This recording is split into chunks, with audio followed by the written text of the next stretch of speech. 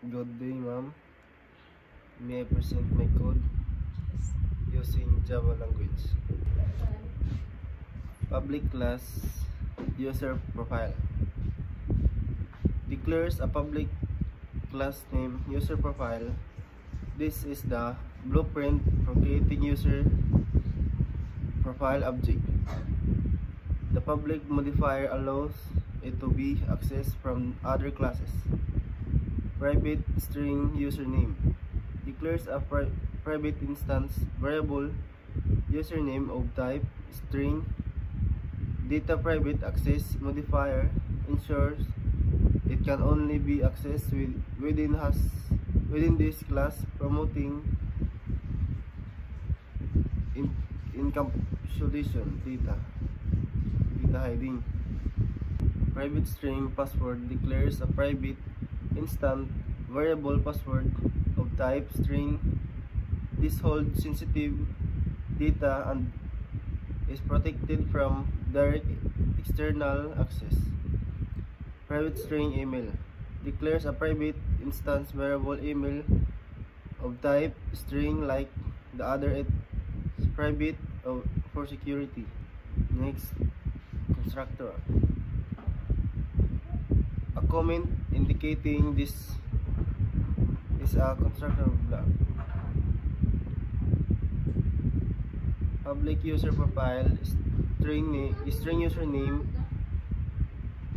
string password, string email defines the constructor, which is called when creating a new user profile object. It takes three string parameters and is public for external institution. Set username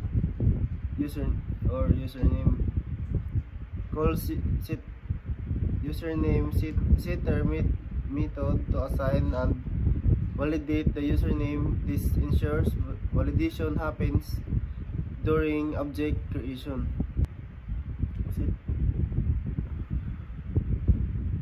Set password calls the set password setter to assign and validate the password.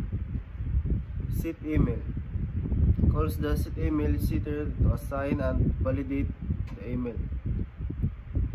Closes the constructor block. Getter for username. Getter for username.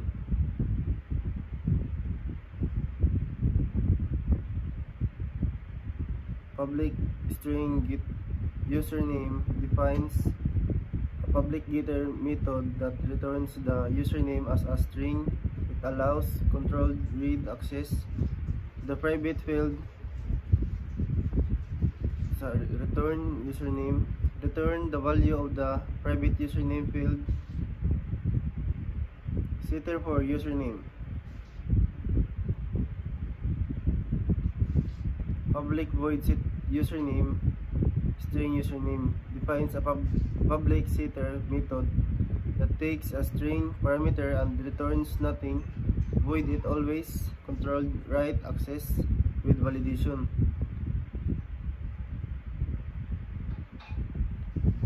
If username null, username string is empty, check if the input username is null or empty after trimming white space. This prevent invalid data. Illegal agreement exemption. Username cannot be null or empty. Throws an exception if the condition is true, halting execution and providing an error message.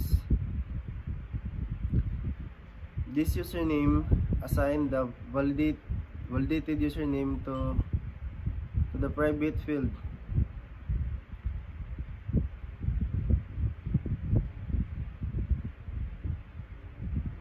Getter for password. getter for password. Public string get password. Public getter for the password field.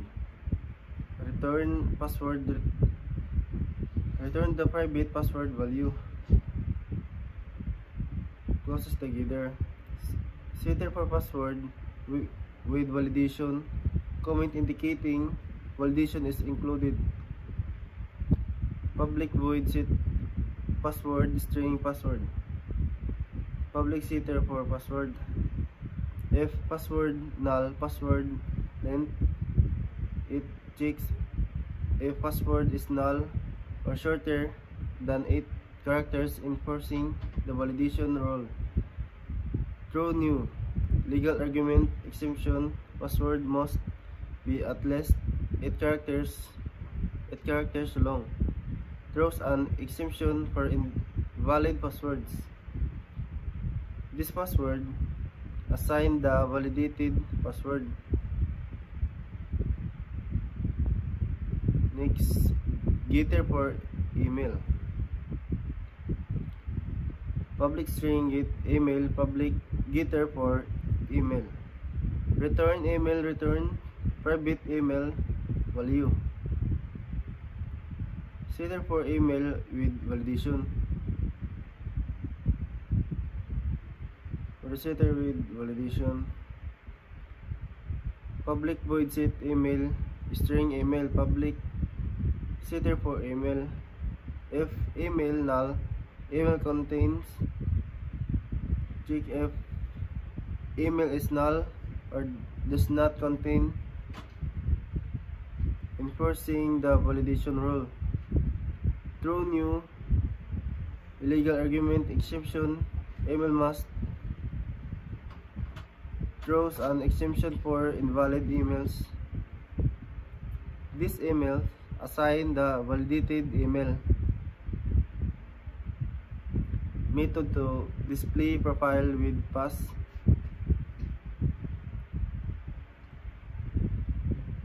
Public void display profile defines a public method that displays the profile and returns nothing. System out println username prints the username to the console. System out println email prints the email to the console. System out println password. Repeat password length. Hide password with asterisk. Print a masked version of the password using asterisk. For an 8 characters password, the repeat method Java creates a string of asterisk equal to the password length, hiding sensitive data. Main method for demonstration. Main method for demonstration.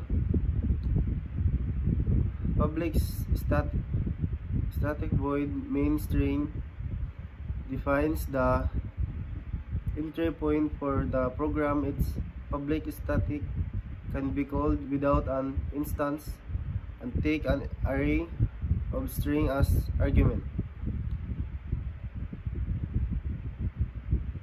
Try starts a try block to handle potential exceptions. Create a user profile instance with valid data. Comment for object creation. User profile new user profile Jandu secure pass 1 to 3 isang email Jan example. Creates a new user profile object with valid data, triggering the constructor and setter. System out print ln profile created successfully prints a message profile display profile calls the display profile method to show the profile. System out print link. Attempting to set invalid password, print a message before testing invalid input. Profile. Set password short. This should throw exception attempts to set an invalid password, which will trigger the exception. Catch illegal argument exception. Catches the exception is thrown. System out println error. Get message, print the error message, closes the first try catch. Try start another try block. System out println attempting to set invalid email. Print a message for the email test. User profile. New user profile. John Doe another pass 1 2 3 johnexample.com. Missing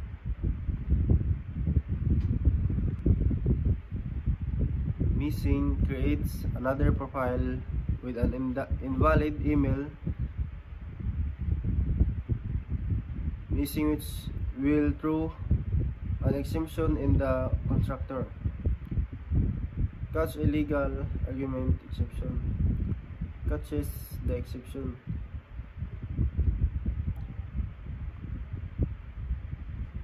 System out println. Print the error message. Closes the second try catch. Closes the main method. Closes the class.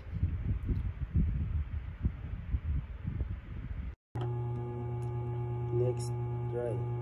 Start a try block which allows the code inside to execute and catch any exception that occur. This is part of Java's exception handling mechanism to gratefully handle errors, invalid data in the user profile constructor. System out println attempting to set invalid. Prints a message to the console indicating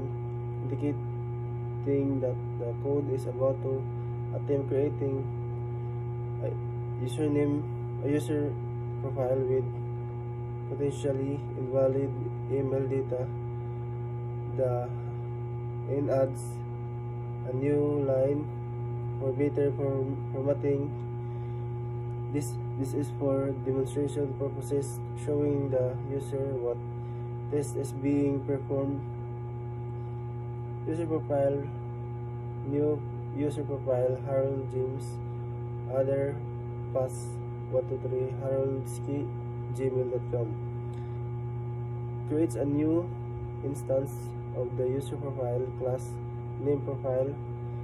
It passes the 3 argument to the constructor. User profile Harold James valid as it's not null or empty. Password another pass 1 2 3 valid as it's 13 character long, meeting the 8 character minimum. Email haroldski@gmail.com. This is valid because it contains a, so no exception will be thrown here. The constructor calls the setters set user, set password, set email, which include validation. Since all input are valid, the object is created successfully without errors. Missing. This is a comment, but it's incorrect or misleading. The comment claims the email is missing with a but haroldski@gmail.com clearly contained. This might be a copy-paste error or oversight. In the original code you shared early, the email was Jane example.jump without an A, which will trigger an exception. Here no exception occurs because the email is valid. Catch illegal argument exception. Closes the try block and start the catch block if an illegal argument exception is thrown inside the try block due to invalid username, password, or email. This block catches it handles the variables hold the exception object. System out println error. If an exception is caught, this line print an error message to the console. It concatenates error with the message from the exception. Email must contain.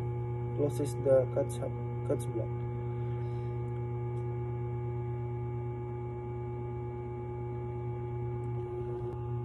What happens when this code runs?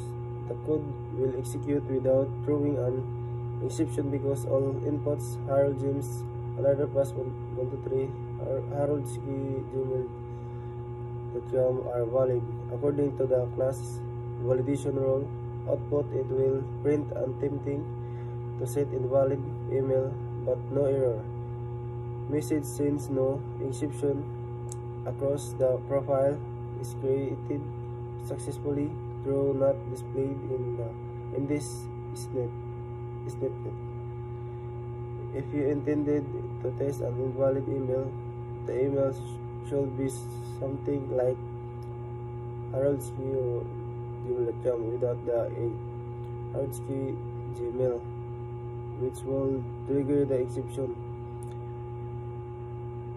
Receiving the comment missing the incorrect as the email has a this could confuse whether to test invalid email. Change the email to something without haroldski@gmail.com. So try.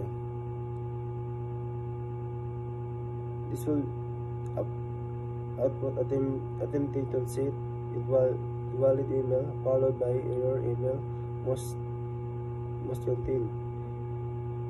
Formatting typos in your message. There are minor typos like try, I should be try, and catch illegal argument exception.